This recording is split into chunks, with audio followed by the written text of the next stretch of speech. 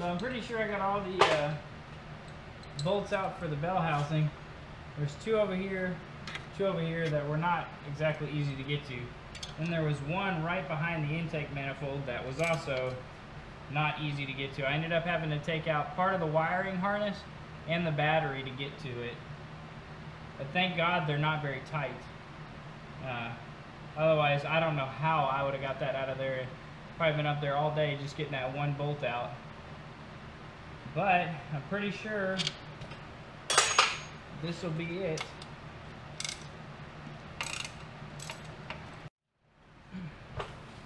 So there was one more bolt. I had to reach my hand up around on this side to get to it. But now the bell housing is free, but there's not enough space to get it to come out. There's no way it's going to clear with those other motor mounts in there.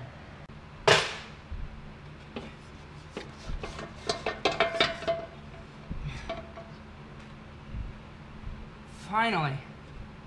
My goodness. So it's odd shaped. This was the bolt that I couldn't see where I thought it was stuck on the dowels. So this is the one that was behind the intake manifold. So you can get to these two over here pretty easy, and these two pretty easy, but these two are kind of a pain. And then you gotta lift the wiring harness. It rests right here. So then you gotta lift the wiring harness up over this little nub. Whew, that was a chore, but it's exposed now.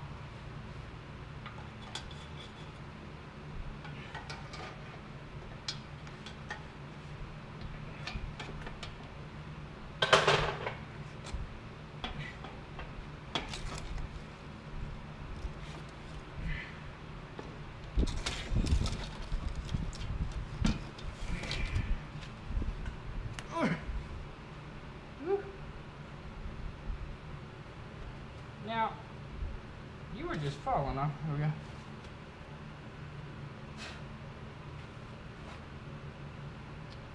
Oh wow. Thing is baked. There's none of the wear marks left.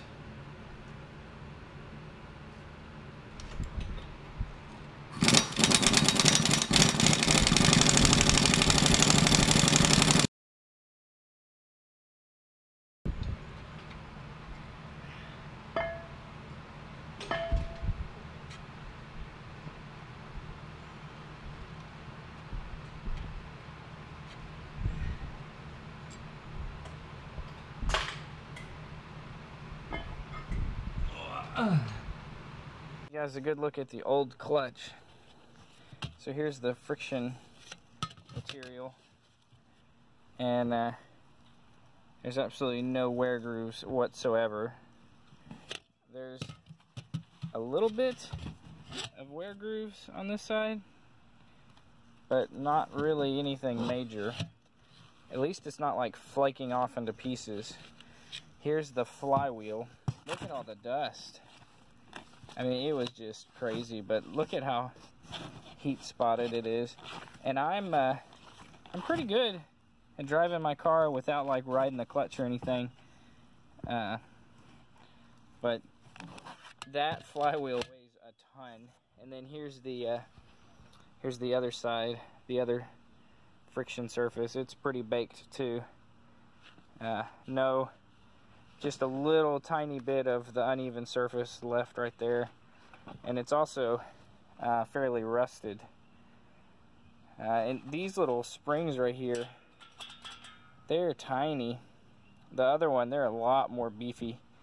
But it's a really good look at the old clutch that came out of the Corvette. I've known it was leaking for a while, but I thought it was that green thing over there sticking on top of that long tube. I thought that's what was leaking, but it wasn't leaking.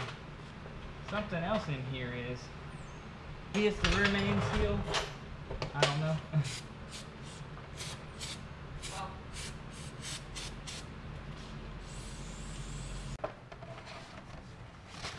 I hadn't planned on replacing the rear main seal because every time I've seen it, everybody says they don't leak.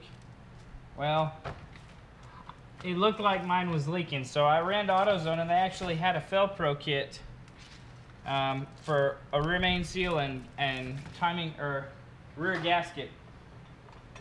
The battery in my GoPro went dead while I was taking the cover and everything off, and I had to keep moving while it was recharging. I don't have a whole lot of time to work on this thing, so I went ahead and popped it off.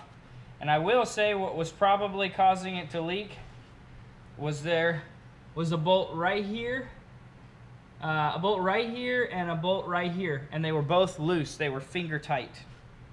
So more than likely that's why it was leaking. It was probably seeping oil under pressure right there. So either way, it's getting replaced. And then the pilot bearing out of the cover.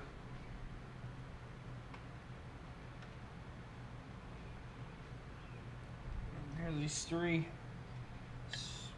pry points.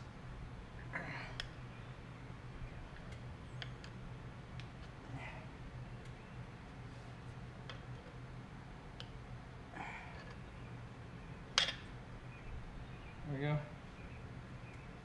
It seems there is definitely a direction which way this goes. So there's like a lip right there. And this thing is really dry. I wouldn't be surprised if that was part of the reason it was leaking as well. This one feels kind of flexible.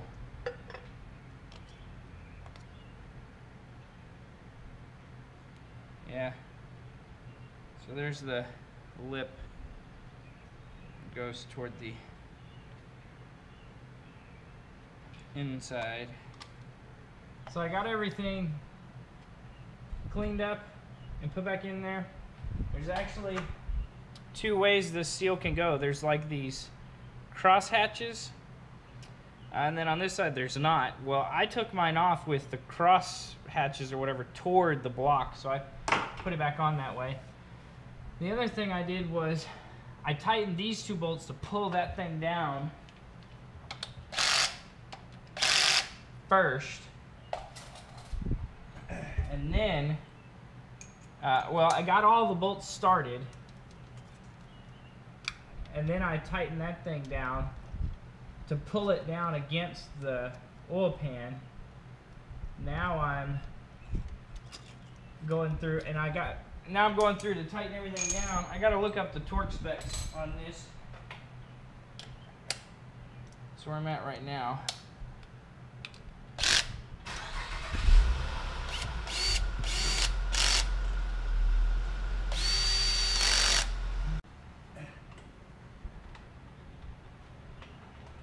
Apparently the manual says 18 foot-pounds on these and 9 foot-pounds on those.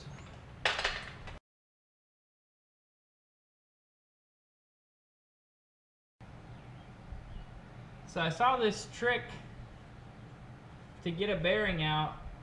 I saw a guy stick some moist bread down in behind there and hammer on it and find a bolt that fits. So I've got a myriad of bolts, and this is a caliper bolt from like a Toyota Camry, I think. And I got a piece of sandwich bread. I've just been cramming some down in there.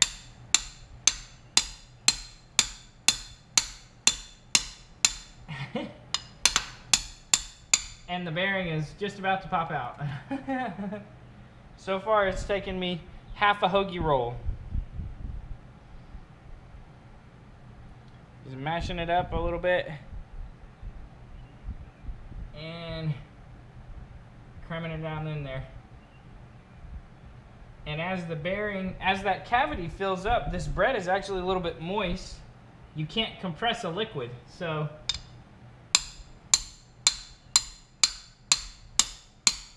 almost. As the cavity expands from the bearing moving out, you have to add bread. But I've seen people do this with grease also, but grease is really messy. Not to say this is exactly clean. It smells a lot better.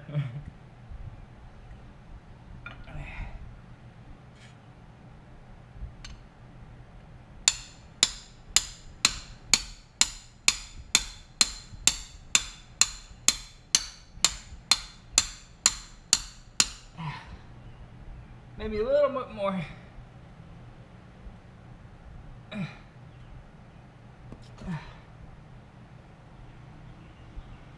And as the bread fills up the threads, it also makes it more airtight, so you've got kind of like an air spring going on as well.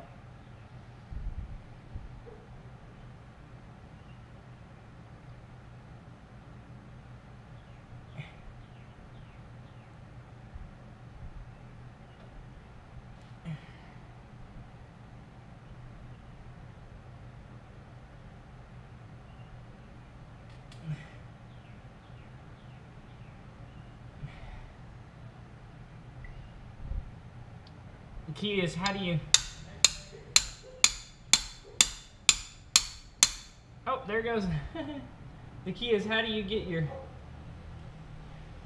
sandwich bread out of the refrigerator without your wife knowing about it. A piece of bread. That's it. That's all it took. Now the bread should be fairly easy to clean out of there. And it helped absorb grease and junk. I tried, there's a couple of these, I tried a shop rag and that didn't work. So I guess it would have taken a little bit more bread if I didn't still have a few pieces of that shop rag. Yeah, and that's it. That's hilarious. Piece of bread and a bolt. Got my throw-up bearing out. Alright, now to put the new bearing back in there, I've got a set of 3/4 inch drive sockets, and this is a 29 millimeter, and it fits just about perfect, and it goes down in there without any issues. So and the part number, the GM part number, is right there, but on the actual bearing itself, it's an NSK 6302 DU, and then there's something stamped on the outside, B15-115. So I'm gonna try to clean in there a little bit, and then I'm gonna put this in. All right, just trying to tap it to get it started.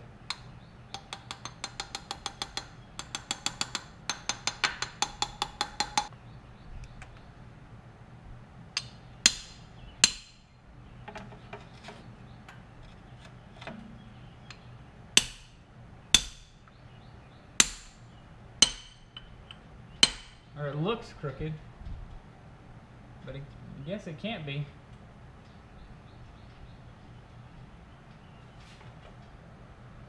Yeah, it's straight. Yeah, everything's seated in there. Okay, that was easy. Alright, now the pilot bearing has been changed. Next. Alright, now it's time for the flywheel. do their instructions real quick. During the period, let's see, clutch break-in period, naturally aspirated 150 miles, boosted 300 miles. No! During the period, do not exceed half throttle. Go on a chassis dyno or race. So don't dyno it right after you put the clutch in. New flywheel bolts. Warning, K-Tech recommends GM flywheel bolts. ARP bolts will interfere with the clutch disc. Okay, that's good information. Important, flywheel must be heated to a uniform temperature of 200 before installing on the crank flange. Oh, man. During drawing the flywheel onto the crank with the bolts will damage the flywheel and void your warranty. Use an oven or hot plate to heat the flywheel. Heating with propane torch is not sufficient. Yeah, you've got to get the whole thing to expand. So this fits a C6 Corvette. Install with slave cylinder provided in this kit. Gen 5 Camaros, which I do not have. Skipping that. Do not have a Pontiac G8 or a CTSV or an F-body or a C5 Corvette.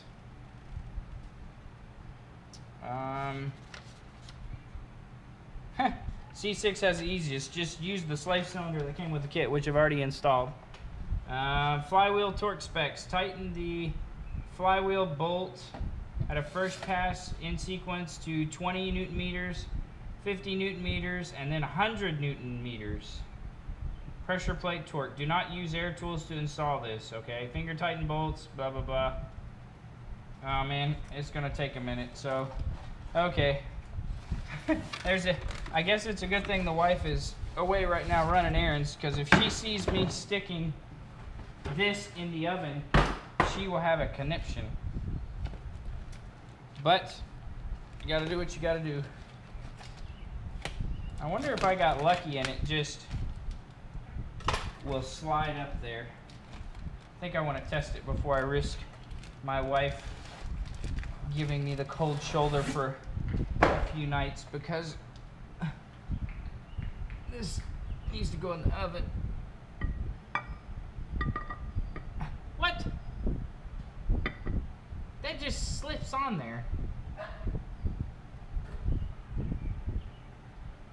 Well, no oven for me, but I don't have the bolts over here. The directions don't say to do this, but I'm gonna do it anyway.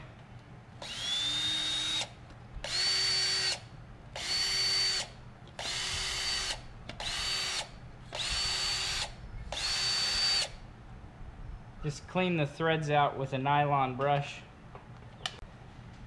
All right, went and got the flywheel bolts.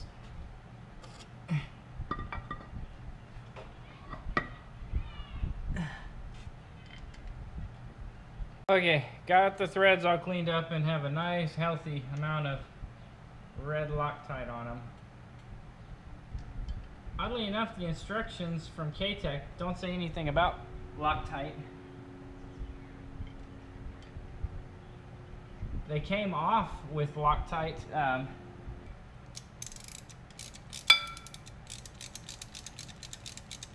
definitely not drawing anything up.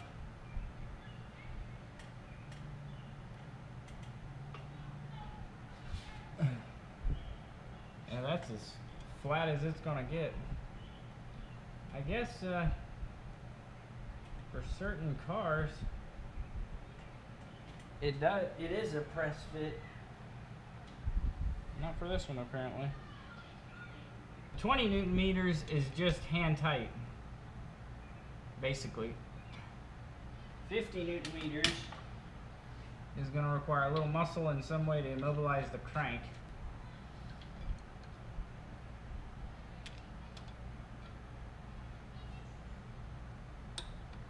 Alright, that's 50. And the flywheel is not moving. It's flush against the face. This is just bolt stretch. Alright. Let's do one more good healthy check. Do not want to do this again.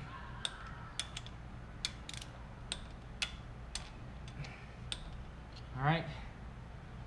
And then final pass 100 Newton meters. 100 Newton meters. Now I might have to go get a pry bar. I have to go get a pry bar.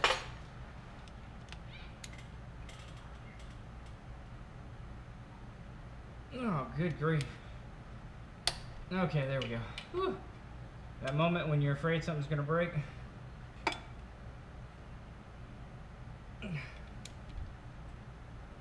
Alright. These were pretty tight. I had to hit them, get them off. And my impact.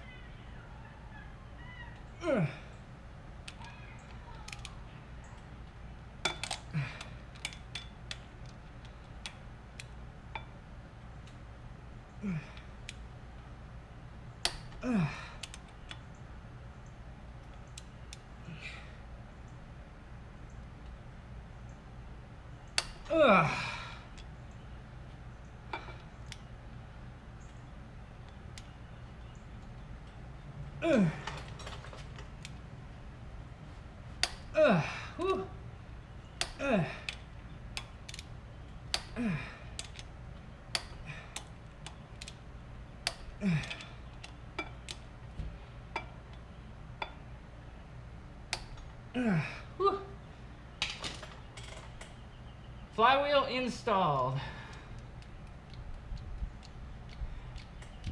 Nice new rag. Some brake cleaner. Clean off my schmutz from the clutch, or the flywheel, sorry. Here's disc 1, and it's actually fatter, and this part goes out.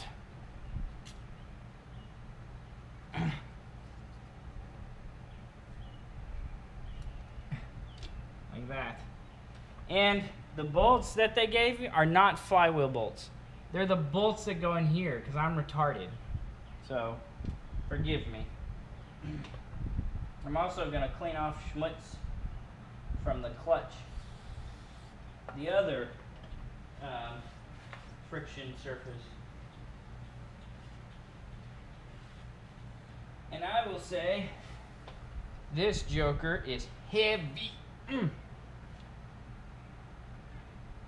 And it doesn't look like there's anything special about it. It doesn't look like anything is special. Other than it weighs a freaking ton. So, I have to do it this way.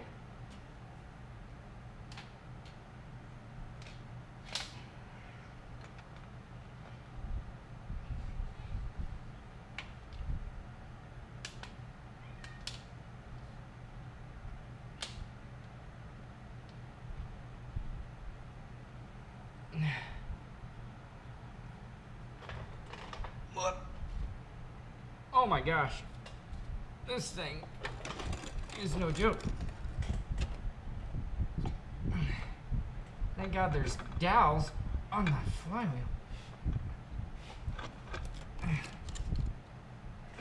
Oh shoot, my chairs are, oh my.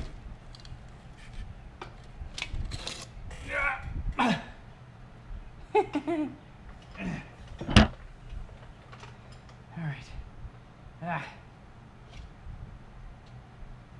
This thing probably weighs at least 50 pounds.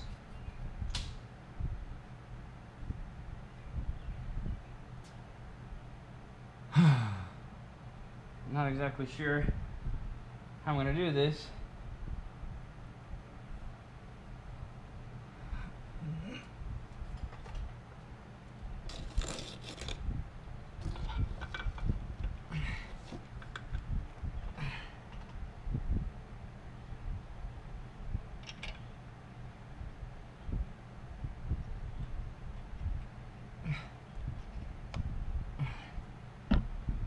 Thank God for those dowels.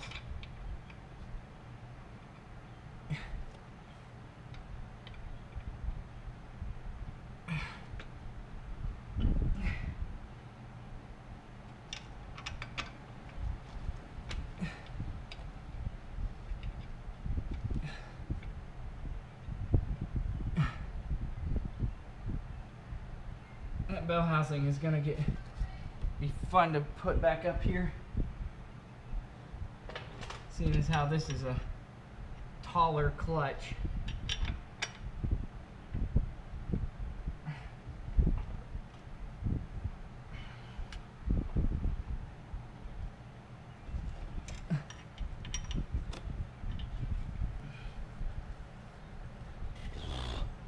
Man, that was a workout. They have a fairly specific sequence that they want this to be torqued in. I'm gonna go ahead and do all of them finger tight just to make myself feel better that this 50-pound hunk of metal is not gonna clock me in the brain. All right. Whew. Now it says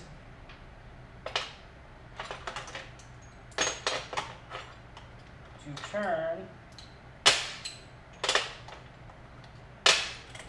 bolts 1 and 2 360 degrees. So start at the top. Actually, I need a little mark on it. I've got a mark on my socket now, so I can see when I've actually turned it 360 degrees. Bolts 3 and 4. All right, and then do the same thing here. Bolts 3 and 4. All right, 360. Probably can't see this very well, but the clutch alignment tool is actually, it fits, but it's kind of a snug fit.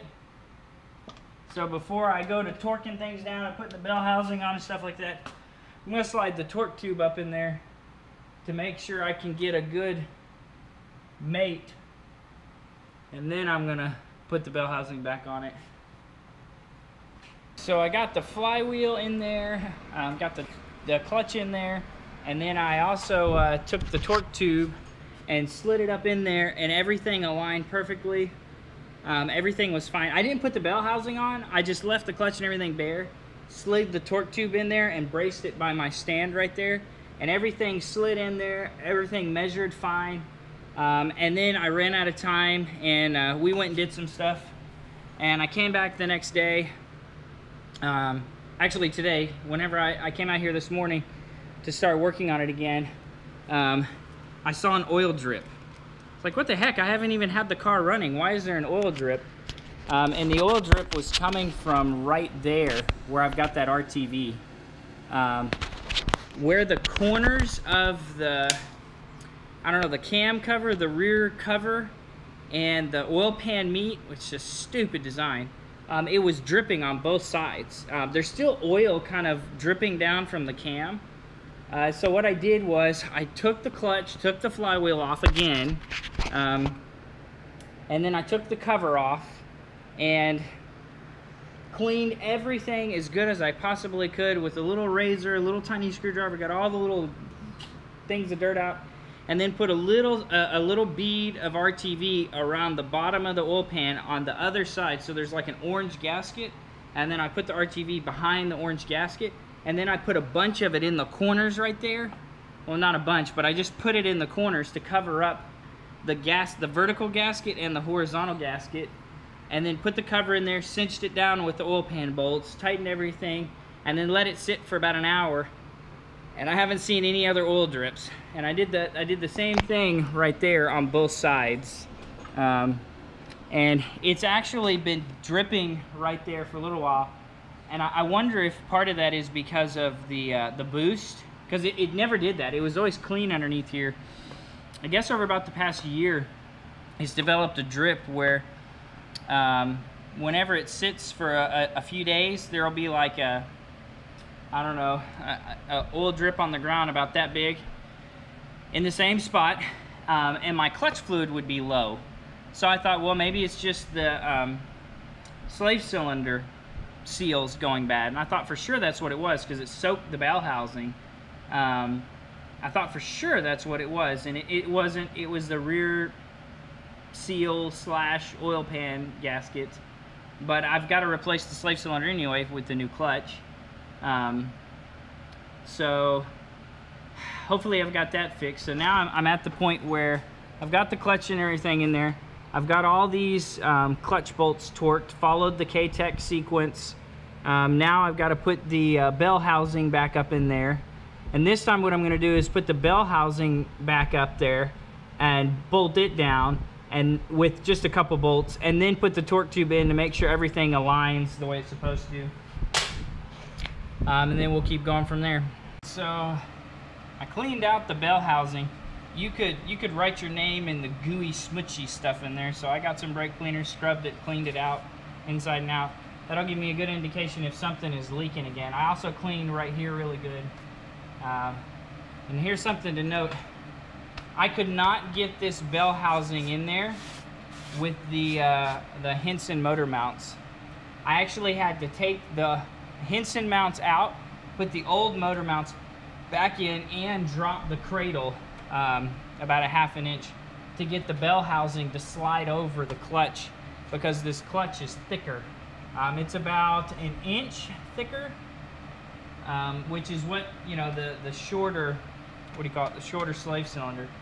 So now I've just got to get, so there's a wire harness up here that you have to, it has to go over the top of this thing, and then it actually fit pretty good. I just tested it. I have to get my pry bar and work that wire harness. It does take a little bit of finagling. Yeah, that's that wire harness. Yep.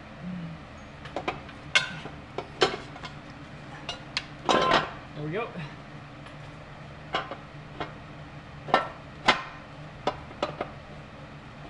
Dowel on that side.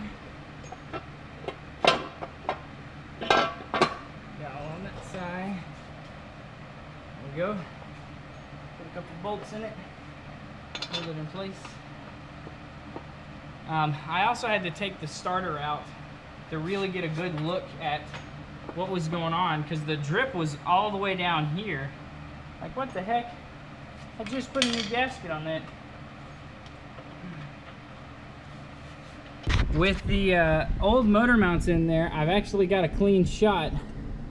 So there's one of the bell housing bolts at the very top, and you can see the wire harness you've got to push out of the way. And then there's one more. I don't know how to get you guys to be able to see this, but that's the other one. So there's one, there's two, and you've got to get both of these started first. So you've got to leave all of the other bell housing bolts in there loose so that this can move around, and you've got to get that one started first at the very top and then work your way down.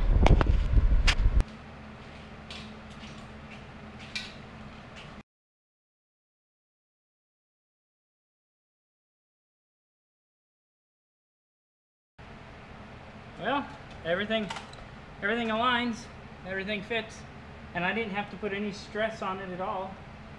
So that's good news. So it looks like the clutch is installed properly. Whew. Now I gotta pull this back out, put all the bell housing bolts in, put the starter in, put the dust covers on.